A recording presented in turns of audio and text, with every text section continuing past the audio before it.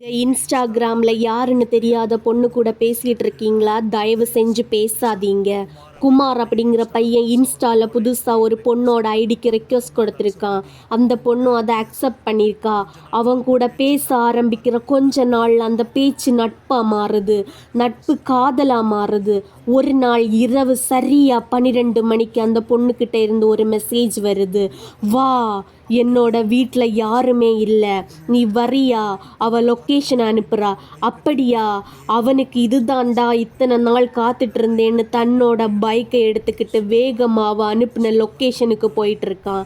அந்த பைக்கு போய் நின்ன இடம் ஒரு சுடுகாடு. அந்த சுடுகாட்டுக்கு முன்னாடி பேரழகா ஒரு பெண்ணு நிற்கிறா.